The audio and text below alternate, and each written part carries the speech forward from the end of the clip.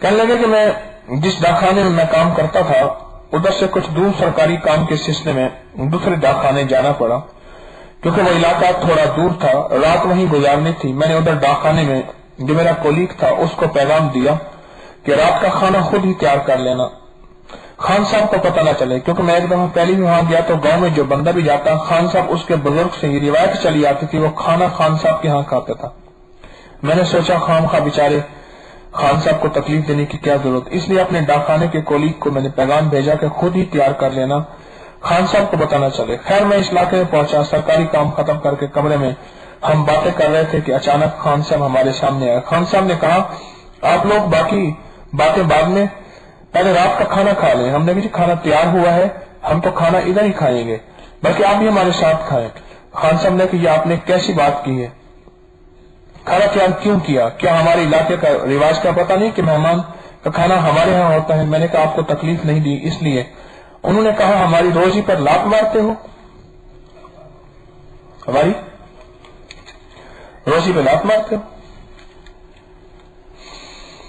मैंने कहा ये क्या आपने क्या कहा। उन्होंने आए इधर मेहमान खाने में, मैं आपको बताता हूँ। हम खान साहब के बहुत ज्यादा इसराफ पर उनके मेहमान खाने में चले गए।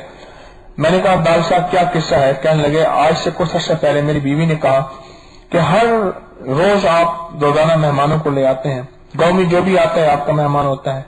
मैंने उनसे कहा कि हमारे बड़ों की रिवायत है, इसमें बरकत है, गांव में जो भी आता है वो उसे मेहमान खाने में लाते हैं। वो कहने लगे इन मेहमानों के उसे हमारे रिस्क में अल्लाह ताला ने बरकत रखी हुई है और इन मेहमानों की बरकत से हम खाते हैं।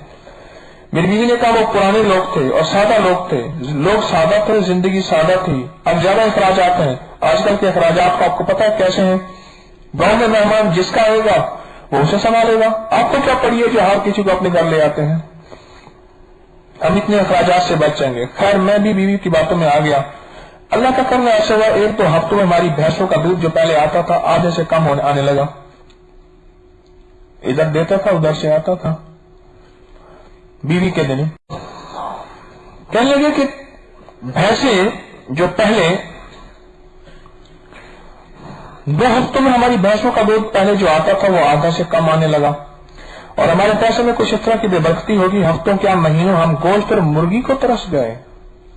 पहले वो जो हर वक्त गोश्त मुर्गी तो पकना पकाना होता था, पैसे न होने की वजह से नौकर यहां से भी भाग गए और हम तंगी और मुफलसी में आ गए। नौकर भागना शुरू हो गया। एक दिन मैं और मेरी बीवी बैठकर बातें कर रहे थे। बीवी ने घर में जो गुर्बत आई उसके बारे में बातें शुरू की। तो मैंने कहा अल्लाह की बंदी, पहले हम बरकत से खाते, गोश्त मुर्गी अल्लाह ताला हमें सब कुछ खिलाता और मेहमानों की बरकत से खाते थे। अब दाल साहब पर गुजारा भी नहीं होता। बीवी कहा खान साहब बात तो आपकी ठीक है, अच्छा चलो ऐसे है कि तुम पहले की तरह मेहमानों को लाया करो ताकि बरकत लौट आए, हमारे मुलाजिम वापस लौट आए और गुर्बत खत्म हो जाए। मैंने कहा अब ऐसा करना मेरे बस में नहीं, अब हमारे पास ही क्या कि मेहमानों को खिलाएं। उसने कहा मैं आपने किए पर नादिम हूं, जो भी दाल साहब है आप आज ही से मेहमानों को घर लाएं। बस मेहमानों का दोबारा आना था और नेमतों की रेल पेल थी और मेहमानों की बरकत से अल्लाह ने मुझे सब कुछ लुटा दिया। और फिर खान साहब कहने लगे इसलिए मैं कहता हूं मेरी रोजी पे लात न मारो। एक घर के अंदर मेहमान आए, मेहमान घर के अंदर आए तो बीवी ने कहा तो रोज ही मेहमान को लेके आ जाते हैं, मैं नहीं इनके खाना पकाती। ठीक है। उन्होंने पड़ोस से कहा कि मेहमान आए आप मेरा खाना तो मेहमानों का पका दे। तो उन्होंने खाना पकाया। शाम को बीवी कहती है कि रो के अंदर मैं तेरे मेहमानों का खाना पकाया करूंगी। नहीं सुबह शाम का खाना था। उसने कहा क्या वजह है।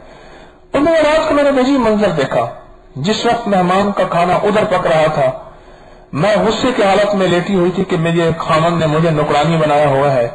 मैंने देखा कि बावर्ची खाने में जहां आटा रखते हैं, चीजें रखते हैं, एक बाबा जी थे खाने पीने की वो सारी चीजें इकट्ठी करके ले जा रहे थे। और मैंने उनसे पूछा तुम कौन हो। کہا کہ میں رزق کا فرشتہ ہوں، جو ان کا مقصوم ہے وہ تیرے گھر سے لے جا رہا ہوں، افسوس یہ ہے تیرے گھر سے ملتا تو تجھے برکت ہوتی، اب جا تیرے گھر سے رہا ہے پر برکت انہیں ہوگی۔ کہنے لگا میں اسی دن سے توبہ کر لی۔ آج بتاؤں، ہمیشہ ملتا دینے سے ہے، لینے سے کبھی نہیں ملتا، ملتا ہمیشہ